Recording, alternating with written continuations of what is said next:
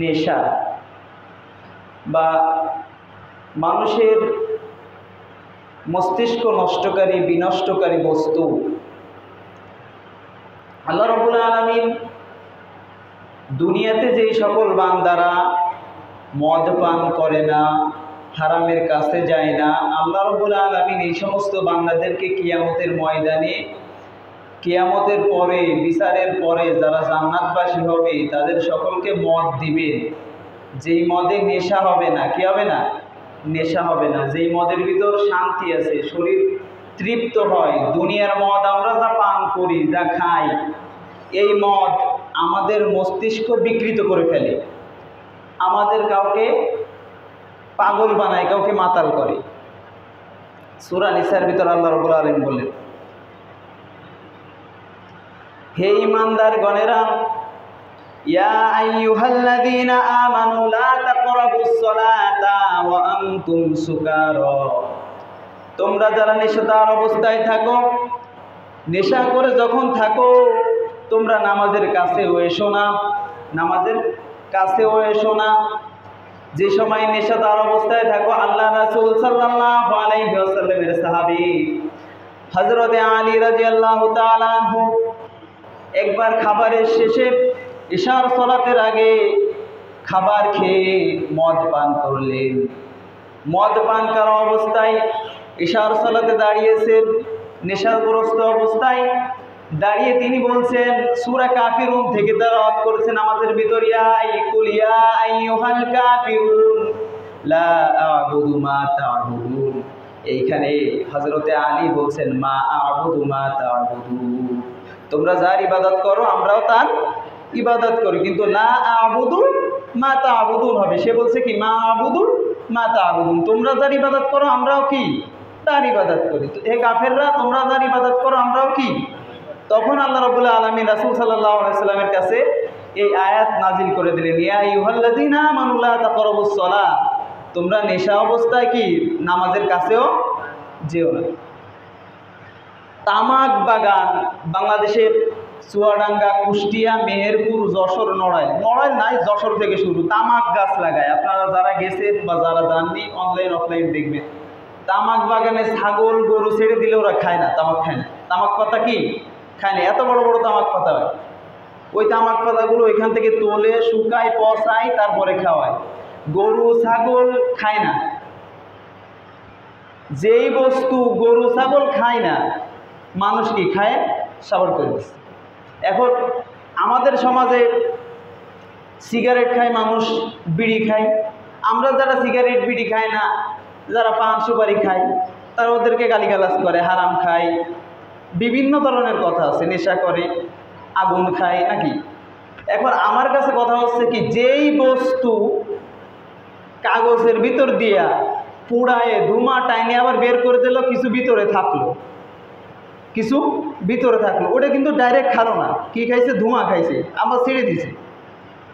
আচ্ছা, ওইটাতে যতটুকু নেশা হয়, আর ডাইরেক্ট জর্দা পানের পাতার উপরে দিয়ে এমন মানুষ আছে 20 গ্রাম 30 গ্রাম জর্দা খায়। একটা কি কয় মণিপুরি, হাকিমপুরি, এক সপ্তাহ যায় না। তাহলে যে ব্যক্তি সিগারেটের ধোঁয়া টেনে ছেড়ে দিল, ওর আর এই পানখরের ভিতর পার্থক্য কোন জায়গায়? ওই সিগারেট করেছে, পানখরের অবস্থা আর বেশি খারাপ না? যে জিনিসটা ডইলে পেপারের ভিতর দিচ্ছে, আগে বুঝবেন, এটা নিয়ে মানে দ্বন্দ্ব লাগানোর কথা না, আগে বলছেন যে যে জিনিসটা পেপারের ভিতর দিচ্ছে মাখাই বা যে কোনো মেডিসিন দিয়ে ওটা টেনে খাচ্ছে, একই জিনিস ডাইরেক্ট চাবায় খাচ্ছে। এখন চার মাযহাব অনুসারে ইমাম আবু হানিফার মাযহাবে বা হানাফি মাযহাবে, আমাদের মাযহাবে জর্দা হচ্ছে মাকরুহে তানজিহি বা ছোট মাকরুহ বলা হয়। মাকরুহে তাহরিম হয়ে গেলে ওইটা হারাম হয়ে যায়। যেমন নামাজের ভিতরে চোখ বুজে থাকা মাকরুহ, অনেক সময় এই চোখ বুজে থাকাটা মাকরুহে তাহরিমই পৌঁছে যায়, নামাজ নষ্ট হয়ে যাওয়ার কারণে। তাহলে নামাজের ভিতর চোখ বুজে থাকা যে মাকরুহ, আর এই জর্দা খান মাকরুহ কি এক মাকরুহ? মাকরুহে তাহরিমের পর্যায়ে চলে যায়। একজন মানুষকে বেশি পরিমাণ জর্দা খাওয়া দিলেও ব্রেনের মস্তিষ্ক নষ্ট হয়ে যাবে। মা আশকারা কালিলুহু ফা কাসীরুহু হারাম, যেই জিনিস বেশি খেলে ব্রেন মস্তিষ্কর বিকৃতি ঘটতে পারে ওই জিনিস কম খাও কি হারাম, কম খাও হারাম। আল্লাহ রাসূল সাল্লাল্লাহু ঘোষণা করে দিয়েছে। 3 ব্যক্তিকে আল্লাহ রাব্বুল আলামিন ক্ষমা করেন না। দেখেন, প্রথম যে মা বাবার অবাধ্য সন্তান, কি মা বাবার অবাধ্য সন্তান। দ্বিতীয় নম্বর আল্লাহ রাব্বুল আলামিন তাদেরকে ক্ষমা করেন না যারা জুয়া খেলে, কি খেলে, জুয়া খেলে। তৃতীয় নম্বর তাদেরকে ক্ষমা করেন না যারা মদ পান করে, নেশাদার দ্রব্য খায়, পান করে। এখন আমাদের সমাজে মদ বলতে আমরা বুঝি বোতলে যেটা আসে ওইটি, বোতলে কি যেটা আসে ওইটা। মদের কোনো শেষ বাংলাদেশে নেই। গাঁজা, আফিম, ইয়াবা থেকে শুরু করে ট্যাবলেট, বড়ি, সিগারেট, জর্দা এর কোনো শেষ বাংলাদেশে নেই। এবার আসেন, বাংলাদেশে যেসব জিনিস ছিল না 2018-19-এর আগে, আমরা ভালোবেসে রোহিঙ্গাদের বার্মা থেকে ওরা নির্যাতিত, নিপীড়িত, ওদেরকে জায়গা দিলাম বাংলাদেশে কক্সবাজারে। ও আল্লাহ, ওরা আমাদের আশ্রয় পেয়ে 2-4 বছর ঘুরতে না ঘুরতে মিয়ানমারের সব থেকে বেশি নেশাদার দ্রব্য এনে বাংলাদেশে বিক্রি করে। দেশের বিভিন্ন স্থানে এই রোহিঙ্গা জনগোষ্ঠীর নেশাদার দ্রব্য অবস্থায় কি ধরা পড়তেছে। ওদেরকে আমরা বাংলাদেশে ঠাঁই দিছি, ওরা দেশে এক একটাকে জবাই দিচ্ছে, কবর দিচ্ছে, মারতেছে, হামলা মামলা, যার জন্য আমরা ওদেরকে কি দিলাম, জায়গা দিলাম। যাদেরকে আমরা ভালোবেসে জায়গা দিচ্ছি ওরা আমাদেরকে কি দিচ্ছে, নেশাদার দ্রব্য দিচ্ছে। যে আয়াত আমি তেলাওয়াত করেছি, আল্লাহ রাব্বুল আলামিন বলছে, ইয়া আইয়ুহাল্লাযীনা আমানু ইন্নামাল খামরু ওয়াল মাইসিরু ওয়াল আনসাবু ওয়াল আজলামু রিজসুম মিন আমালিশ শাইতান। হে ঈমানদারগণেরা, হে মুমিনেরা, মদ, জুয়া, প্রতিমা এবং ভাগ্য নির্ধারক শাসক সমূহ তোমাদের জন্য আল্লাহ রাব্বুল আলামিন করে দিয়েছেন অপবিত্র, অপকর্ম। তাহলে আল্লাহ রাসূল সাল্লাল্লাহু আলাইহি সাল্লামের ওই হাদিসের সাথে এই আয়াতের সারাংশ মিলান। আল্লাহ বলছেন কি, মদ, জুয়া, মদ, জুয়া এটা খারাপ কাজ। আর আল্লাহ রাসূল বলতেছেন এই কাজ যারা করবে ওরা কোথায় যাবে না, জান্নাতে যাবে না। মদের সাথে জুয়ার সাথে একটা কানেকশন আছে। মদের সাথে জুয়ার সাথে দেখবেন যারা মদ খায়, জুয়া খায়, মদ খায়, এরা বেশি জুয়াখোর হয়, জুয়ারি হয়। আবার এর সাথে সমাজের আরও একটা খারাপ কাজ যেটা হচ্ছে জিনা। যেটা কি, জিনা, ব্যভিচারে লিপ্ত হয়ে যায়। মদ খাওয়ার পরে ব্রেন মস্তিষ্ক ঠিক থাকে না, ব্রেন মস্তিষ্ক ঠিক থাকে না। তাহলে যেই ব্যক্তি আমাদের সমাজে গাঁজা খাইলো, ইয়াবা, ট্যাবলেট, বড়ি খালো, সিগারেট খালো, এই যারা সিগারেট খাচ্ছে আমাদের সমাজে যুবকরা বর্তমানে যারা আমার বয়সে আছে অনেকেই, আমরা কাজদিয়া বাজারে থাকি, মাঝে মাঝে লক্ষ্য করি আমার থেকে ছোট ছোট পোলাপান, এই রাস্তারও পোলাপান আছে আমি চিনি, আমার থেকে ছোট বয়সে না হলেও 2-5 বছরের ছোট হবে, এইসব পোলাপানও কাজদিয়া বাজারে কি খায়, সিগারেট খায়। এটা তো আমাদের রূপসাতে কম। আমি বাংলাদেশের রাজশাহী, চাঁপাইনবাবগঞ্জ, দিনাজপুর অঞ্চলে গেছি, ওইখানে বাপ ছেলের সিগারেট ধরায় দেয়, ছেলে বাপরে সিগারেট ধরায় দেয়।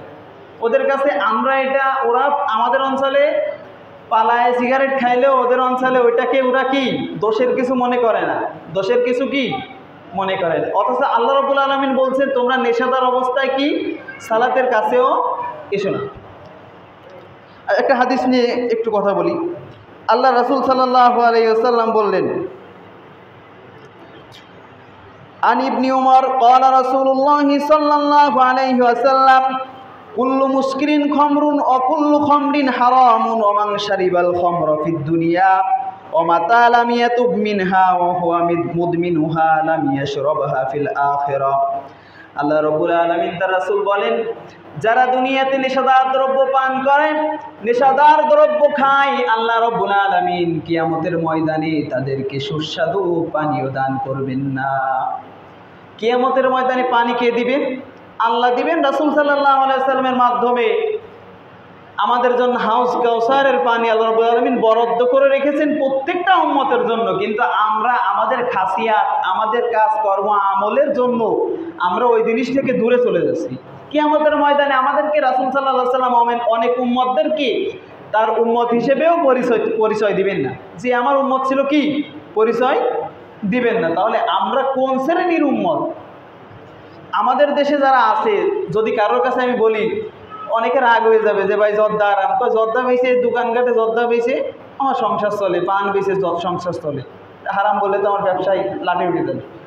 আল্লাহর রাসূল, আমার কথা হচ্ছে কি, আল্লাহর রাসূল সাল্লাল্লাহু আলাইহি সাল্লাম যে জিনিসকে হারাম করেছে, কোনো আলেম, কোনো উলামা, কোনো মাশায়েখ, কোনো সাধারণ মানুষ, উচ্চ পর্যায়ের নিম্ন পর্যায়ে কেউ যদি ওইটাকে হালাল বলে বা হালাল বানানোর চেষ্টা করে, জীবনে কোনোদিন হালাল হবে? হয়তো ওই আলেমের কথা অনুযায়ী 2-4 জন খাইতে পারে, কিয়ামতের ময়দানে ওই 2-4 জন কারে ধরবে? ওই আলেমকে ধরবে। কিয়ামতের ময়দানে প্রত্যেকটা মানুষকে আল্লাহ রাব্বুল আলামিন তার নেতা দিয়ে, সে যাকে অনুসরণ করেছে তাকে দিয়ে ডাক দিবে। এখন আপনি খালি পান খান, সুপারি খান, খালি পান খান, সুপারিও অনেক পর্যায়ে একেবারে ছোটো যেই সময় থাকে, ওই সুপারিগুলো খাইলে অনেক সময় কি মাথা ধরে, একেবারে ছোটো থাকে, কিন্তু যেই সময় পরিপক্ক হয়ে যায়, একেবারে পাইকে যায় বা শুকনা সুপুরি, এতে মাথা কি ধরে না। কিন্তু আপনি যদি ওই পরিমাণ সমপরিমাণ জর্দা খান, আর এরপরে যদি ব্রেন মস্তিষ্ক বিগড়ে যায়, আর আল্লাহ রাব্বুল আলামিন বলেছেন নেশার সাথে, জুয়ার সাথে, ব্যভিচারের সাথে সম্পর্ক, নেশার সাথে, জুয়া, ব্যভিচারের সাথে কি চরম সম্পর্ক। আমাদের সমাজের যুবকরা শুধু নেশা খায় না, নেশার ব্যবসাও করে। ট্যাবলেটের ব্যবসা, গাঁজার ব্যবসা, ইয়াবার ব্যবসা। এই প্রত্যন্ত অঞ্চলে কেউ কি মার্কেটিং করে দূর থেকে আইসে যে ভাই গাঁজা আছে, ইয়াবা আছে, খাও? করে ভাই? কেউ করে না। এইগুলো এই এলাকার, এই সমাজের পোলাপানের কাছে আছে কি? আছে। যার দরুন দেখা যায়, একটা কথা সত্য কথা বলতে হয় যে বাংলাদেশের অনেক রাষ্ট্রীয় ক্ষমতাসীন অথবা অনেক আইন শৃঙ্খলার বাহিনীর লোকজনও এর সাথে সম্পৃক্ত। এর সাথে কি সম্পৃক্ত? তা না হলে এই সমস্ত পরিচিত মানুষগুলো এই কাজ করে কি? কেউ বাইরে থেকে আমাদের সমাজের ছোট বড় কারুর হাতে মাল ধরায় দিতে আসে না। এগুলো আমাদের সমাজে যারা বসবাস করতেছে, আমাদের ভাই বিরাদার যারা আছে, তারা এই নেশার ভিতর ডুবে যাওয়ার পরে এই নেশাদার দ্রব্য আমাদের সমাজের ছোট থেকে শুরু করে বড় সবার হাতে পৌঁছে দিচ্ছে। এখন আপনার কাছে যারা এখানে সন্তানের পিতা আছেন, সন্তানের ছোট ভাইদের বড় ভাই আছেন, আপনাদের কাছে আমার বিনীত অনুরোধ, আপনার ছোট ভাই, আপনার ছোট সন্তান কাদের সাথে মিশতেছে, কার সাথে চলে, কার সাথে বেড়ে, কার সাথে ওঠে, কার সাথে বসে, এটা দেখা আপনার জন্য একান্ত দায়িত্ব এবং কর্তব্য।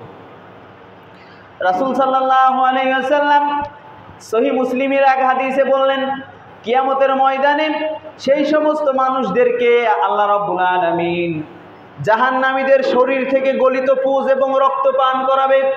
যেই সমস্ত মানুষ দুনিয়াতে নেশার সাথে সম্পৃক্ত ছিল, নেশাদার দ্রব্য পান করত। আমরা যারা মুসলমান আছি, আমাদের সমাজে আমরা নেশাদার বলতে বুঝি শুধু মদ, কিন্তু আরও যে কত নেশা আছে আমরা এ সম্পর্কে ধারণা রাখি না। বর্তমানে স্যান্ডেলে দিয়ে আঠা, কি স্যান্ডেলে দিয়ে আঠা, এটা দিয়েও নেশা হয়, এটা দিয়েও কি নেশা হয়। আমি কাজদিয়া বাজারে আব্দুল হালিম ভাইয়ের দোকানে বসা, একেবারে স্কুল গেটে বসা আছি। আমি ওইখানে তখন গ্রাফিক্স ডিজাইনের কাজ করতাম। তো ওইখানে এসে আমারে বলতেছে, ভাই ওই আটাটা কি বিক্রি করবে? বলছে না, এটা তো বিক্রয়, এটা কোন জায়গায় পাওয়া যায়? তা আমি বললাম যে বাজারে হয়তো কোনো জায়গায় পাওয়া যাবে, আমি ভালো জানি না। তা আমি বলছি, ভাই দাঁড়ান, এই জিনিস দিয়ে কী হয়? কয়েতে কাজ হয়। পরে আমার একজন বললো যে ভাই এই জিনিস দিয়েও নেশা করা যায়, এই জিনিস দিয়েও কী করা যায়? নেশা করা যায়। তাহলে নেশার বস্তু নিম্ন পর্যায়ে নামতে নামতে আটা দিয়েও নেশা করে। আটা দিয়েও কি?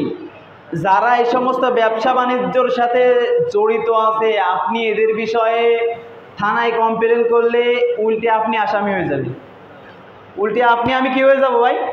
চরম বাস্তবতা, আপনি আমি আসামি হয়ে যাব।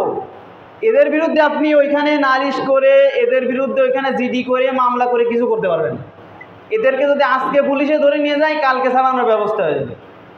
কিন্তু আপনি আমি কারণে বিনা কারণে যদি যাই, একবার লাল দালানে, আমাদের বেল পাওয়া তো অনেক দূরের বিষয়, আমাদের পক্ষেও কেউ কথা বলতে রাজি হবে না। কিন্তু এই সমস্ত নেশাদার দ্রব্য যারা বিক্রি করে, সমাজের ভিতর ছড়ায় দেয়, এদেরকে উপর মহল থেকে কন্ট্রোল করে, এদেরকে উপর মহল থেকে ছায়া দেয়। যারা সমাজের দায়িত্বশীল, যারা সমাজের মানুষকে পরিচালিত করে, আজকে এই সমস্ত ছোট ছোট বাচ্চাদের হাত থেকে শুরু করে একেবারে ক্লাস 6-7-এ পড়ে, কাজদিয়া হাই স্কুলে পড়ে, 6-7-এর বাচ্চা, 8-এ উঠে পারিনি, এই সমস্ত বাচ্চাদের আমি দেখেছি হাতে সিগারেট। এই 2024 সালে তাহলে এরা কারা? এরা তো আমাদেরই ভাই, আমাদেরই সন্তান। আপনার সন্তানকে সময় থাকতে যদি কন্ট্রোল না করেন, সময় থাকতে যদি তাদেরকে হাতের মুঠোয় না আনেন, বিশ্বাস করেন একদিন এই সন্তান আপনার সামনে বসে গাঁজা ইয়াবা খাবে, আপনি আব্বা, আপনি ভাই, বড় ভাই কিছু বলতে পারবেন না। আপনার তখন নীরবে চোখের পানি ফেলা ছাড়া অন্য কোনো উপায় থাকবে না। অনেক মানুষকে দেখেছে এই রূপসা উপজেলায়, সন্তান হারাম খাইতে খাইতে, সিগারেট বিড়ি গাঁজা ইয়াবা খাইতে খাইতে এমন একটা পর্যায়ে চলে গেছে, বাপ রাগ করেছে, গলায় ফাঁস নিয়ে মারা গেছে। শেষে বাপ আমার সামনে দুঃখ করে বলতেছে যে কত মানুষের সন্তানকে শাসন করলাম, কিন্তু নিজের সন্তানটাকে মানুষ বানাইতে পারলাম না।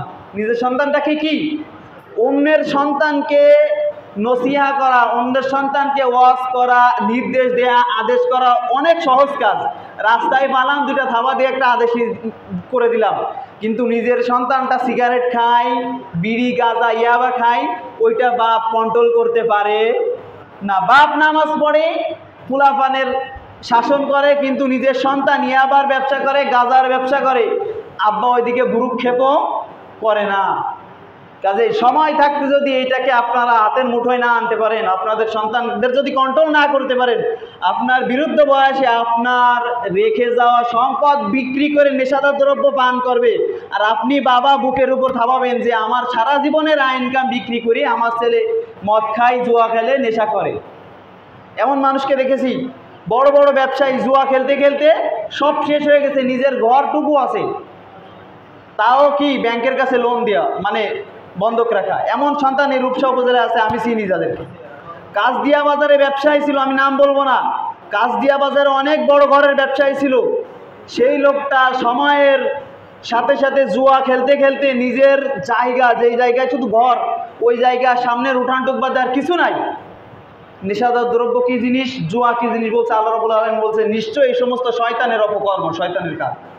আপনি নিজে বাঁচলেন, 5 ওয়াক্ত নামাজ পড়লেন, কিন্তু সন্তানের বিষয়ে, বড় ভাইয়ের বিষয়ে, ছোট ভাইয়ের বিষয়ে খেয়াল খবর রাখলেন না, আপনি দায়িত্বশীল হতে পারেননি। আল্লাহ রাব্বুল আলামিন প্রত্যেকটা ব্যক্তিকে দায়িত্ব দিয়েছেন। এখন যারা আমাদের ছোট আছে, জুনিয়র আছে, তাদেরকে যদি আপনারা যারা বড় আছেন, যারা গার্ডিয়ান আছেন, যারা বড় ভাই আছেন, আপনাদের ছোট ভাইদের যদি, আপনাদের ছোট সন্তানদের যদি আপনারা এখনো পর্যন্ত কন্ট্রোল না করতে পারেন, ওই সমস্ত পোলাপানদের সাথে মিশা বন্ধ না করতে পারেন, তাহলে এক সময় এর জন্য কঠিন ফল আপনাদের ভোগ করতে হবে। 10 টাকা দিয়ে একটা চকলেট কিনে খায় না, একটা কলা কিনে খায় না, একটা সিগারেট কিনে খায় পলায়, তাও কি মানুষের সামনে খাইতে পারে না। উপকার কি আছে? উপকার কি আছে? কোনো উপকার আছে? বাংলাদেশে একমাত্র প্রোডাক্ট সিগারেট বিড়ি, যা গায়ে লেখা থাকে ক্যান্সার হয়, মরার কারণ, তারপরেও ওর বিক্রি বেশি হয়, ওর ব্র্যান্ডও বেশি হচ্ছে, ওর মানে নতুন নতুন মোড়কে বের হচ্ছে, কোম্পানির তো অভাব নেই। এক সময় শুনতাম যে আকিস বিড়ি, সোনালি বিড়ি, গোপাল বিড়ি। এখন যে পরিমাণ সিগারেট হয়েছে তারই হিসাব করা আমাদের জন্য কঠিন হয়ে দাঁড়াইছে, আমরা তার হিসাব করে পারি না। এজন্য আমাদের সন্তান যারা আছে, আমাদের ছোট ভাই যারা আছে, সময় শেষ করে দেবো আমি, 25 বেজে গেছে। আমাদের ভাই যারা আছে, আপনাদের কাছে বিনীত অনুরোধ, নেশার কথা বললে অনেক সময় লাগবে, 1-1.5 ঘন্টা শেষ করা যাবে না, তারপরও ছোট করে একেবারে সময়ের ভিতর সংক্ষেপ করে আপনাদেরকে আমি বলার চেষ্টা করতেছি। ভাই এখনও সময় আছে, আমাদের ছোট ভাই যারা স্কুল পড়ে, যারা কলেজে আছে, যারা ভার্সিটিতে আছেন, যারা স্কুলের দায়িত্বে আছেন, কলেজের দায়িত্বে আছেন, সমাজের দায়িত্বে আছেন, আপনাদের এই রক্ত গরম থাকবে না, আমাদের এই রক্ত গরম থাকবে না, তখন আপনার সামনে বসে, আমার সামনে বসে এই অপকর্ম করলে আমাদের মাটির তলে চলে যাওয়া ছাড়া আর কোনো উপায় থাকবে না। আপনি বাবা, আপনার ছেলেটা কি খায়? গাঁজা খায়। মানুষের ভিতর আপনাকে আমাকে বললো যে বা তোমার ছেলেটা গাঁজা খায়, আরে না ওই কাজ করতে পারেনি, চলে আসলেন। আল্লাহ রাব্বুল আলামিন তার রাসূল সাল্লাল্লাহু আলাইহি ওয়াসাল্লাম বলেছেন, কিয়ামতের ময়দানে নেশাখোরদেরকে শুধু শাস্তি দেওয়া হবে না, অপমানজনক শাস্তি দেওয়া হবে। কি অপমানজনক শাস্তি? শুধু শাস্তি দেবেন, একটা চর দিয়ে একজন মানুষ চুরি করেছে, তারে ডাইকে একটা থাবা দিয়ে ছেড়ে দিলাম, আর একজন মানুষ চুরি করেছে, তাকে কাজদিয়া বাজারে গলায় জুতার মালা দিয়ে, মুখে কালি মাখায় সারা বাজার দিয়ে ঘুরে বেড়ালাম, দুইটা শাস্তি কি এক হইল? একটা চর দিলাম, ওর সম্মান নিয়ে চলে আসলো, আর কোনোদিন করলো না। কিন্তু যাকে আপনি গলায় জুতার মালা দিয়েছেন, ওরা সম্মান আছে? ওরা সম্মান নেই। কাজেই যারা নেশাদার দ্রব্য পান করছেন, গুল, বিড়ি, জর্দা, সিগারেট, এই সমস্ত হারাম থেকে সকলকে ফিরে আসার জন্য বিনীতভাবে অনুরোধ করছি। আল্লাহ রাব্বুল আলামিন আমাদেরকে সকল নেশাদার দ্রব্য পান করা থেকে, খাওয়া থেকে বিরত থাকার তৌফিক দান করুন। আল্লাহুম্মা আমিন।